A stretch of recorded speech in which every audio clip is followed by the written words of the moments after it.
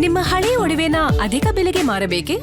ಅಟಿಕಾಗೆ ಕಾಲ್ ಮಾಡಿ 8803000300. Attica gold company. ಪ್ರಶ್ನೆ ಪತ್ರಿಕೆ ಸೋರಿಕೆ ವೀರರಿಗೆ ಸಂಕಷ್ಟ ಫಿಕ್ಸ್. ಪ್ರಶ್ನೆ ಪತ್ರಿಕೆ ಸೋರಿಕೆ ಮಾಡಿದ್ರೆ ಬರೋಬ್ಬರಿ 10 ಕೋಟಿ ದಂಡ.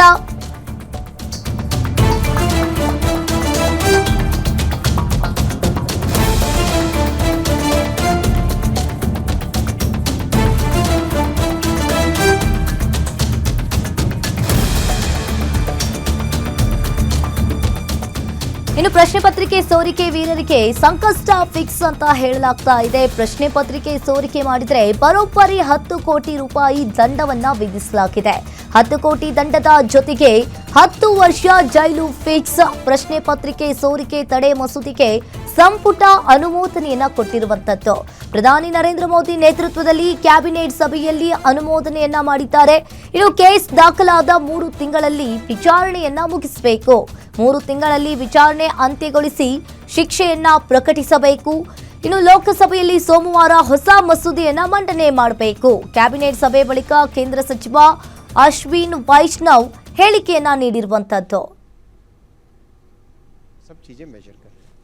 ಇನ್ನು ಪ್ರಧಾನಿ ನರೇಂದ್ರ ಮೋದಿ ನೇತೃತ್ವದಲ್ಲಿ ಕ್ಯಾಬಿನೆಟ್ ಸಭೆಯಲ್ಲಿ ಅನುಮೋದನೆಯನ್ನ ಮಾಡಿರುವಂತದ್ದು. ಕೇಸ್ ದಾಖಲಾದ 3 ತಿಂಗಳಲ್ಲಿ ವಿಚಾರಣೆಯನ್ನ ಮುಗಿಸಬೇಕಾಗುತ್ತೆ. ಇನ್ನು 3 ತಿಂಗಳಲ್ಲಿ ವಿಚಾರಣೆಯನ್ನ ಅಂತ್ಯಗೊಳಿಸಿ ಇಲ್ಲಿ ಶಿಕ್ಷೆಯನ್ನ ಪ್ರಕಟಿಸಬೇಕಾಗುತ್ತೆ. ಲೋಕಸಭೆಯಲ್ಲಿ ಸೋಮವಾರ ಹೊಸ ಮಸೂದೆ ಮಂಡನೆಯನ್ನ ಮಾಡಲಿದ್ದಾರೆ. ಈಗಾಗಲೇ ಕ್ಯಾಬಿನೆಟ್ ಸಭೆ ಬಳಿಕ ಕೇಂದ್ರ ಸಚಿವ ಅಶ್ವಿನ್ ವೈಷ್ಣವ್ ಅವರು ಮಾತನಾಡಿದ್ದಾರೆ. ಈಗಾಗಲೇ ನೀಟ್ ಅಕ್ರಮ ಕುರಿತು ವಿಚಾರದ ಪ್ರಕ್ರಿಯೆಯಲ್ಲಿ ಈಗಾಗಲೇ ಪ್ರಶ್ನೆ ಪತ್ರಿಕೆ ಸೋರಿಕೆ ವೀರರಿಗೆ ಈಗ ಸಂಕಷ್ಟ ಫಿಕ್ಸ್ ಅಂತ ಹೇಳಲಾಗ್ತಾ ಇದೆ. 10 ವರ್ಷ ಜೈಲು, 10 ಕೋಟಿ ರೂಪಾಯಿ ದಂಡವನ್ನ ವಿಧಿಸಲಾಗಿದೆ.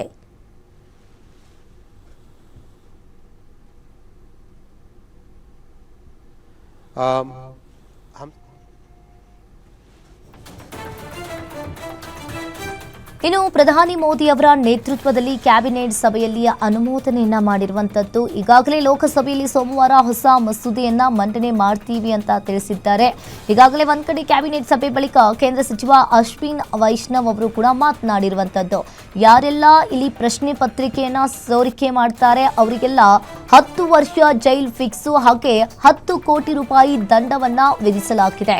ಇನ್ನು 3 ತಿಂಗಳಲ್ಲಿ ವಿಚಾರಣೆಯನ್ನ ಮುಗಿಸಿ ಯಾರೆಲ್ಲ ಪ್ರಶ್ನೆ ಪತ್ರಿಕೆ ಸೋರಿಕೆ ಮಾಡ್ತಾರೆ ಅವರಿಗೆಲ್ಲ ಇನ್ನು 3 ತಿಂಗಳಲ್ಲೇ ಶಿಕ್ಷೆ ಕೊಡಬೇಕು ಅಂತ ಹೇಳಿರುವಂತದ್ದು. ಈ ಕುರಿತು ಅಶ್ವಿನ್ ವೈಷ್ಣವ್ ಅವರು ಕೂಡ ಮಾತನಾಡಿದ್ದಾರೆ.